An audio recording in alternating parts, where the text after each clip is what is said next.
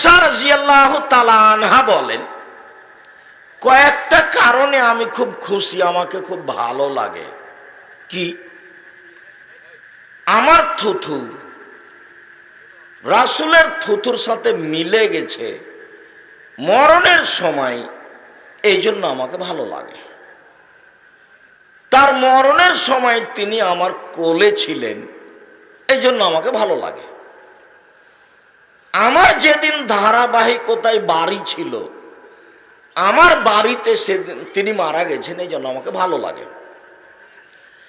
তো তিনি আমার কাছে আছেন বাইনা হাকে নাতি ও ধাকে নাতি, আমার থুতনি এবং আমার উরু রানের মাঝে, আমার বুকের সাথে লাগা, তিনি আছেন।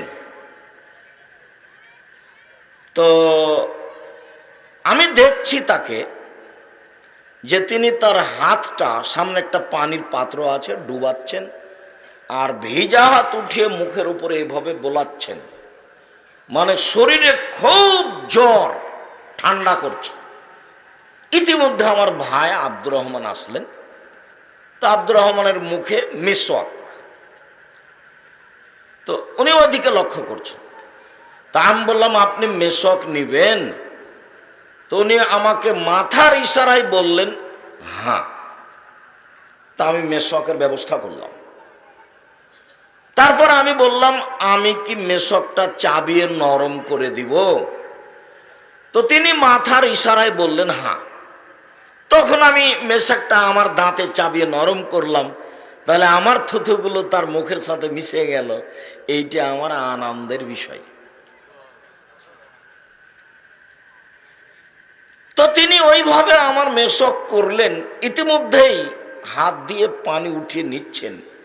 এক পর্যায়ে তিনি পানি উঠাতে চেষ্টা করলেন, কিন্তু হাত আর মুখ পর্যন্ত আসছে না। হাতটা কাঁপছে, হাতটা মুখ পর্যন্ত আসছে না।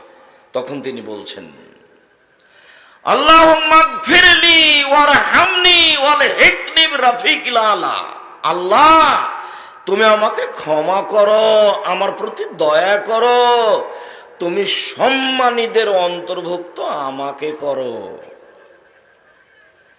এই পর্যন্ত বলতে হাতটা আর মুখে আসলো না, নিচে পড়ে গেল। আমার চোখের সামনে তিনি দুনিয়া থেকে বিদায় হয়ে গেলেন। আয়েশা রাদিয়াল্লাহু তাআলা আনহা বাস্তব লক্ষ্য করছিলেন তার নিজস্ব বিবরণ।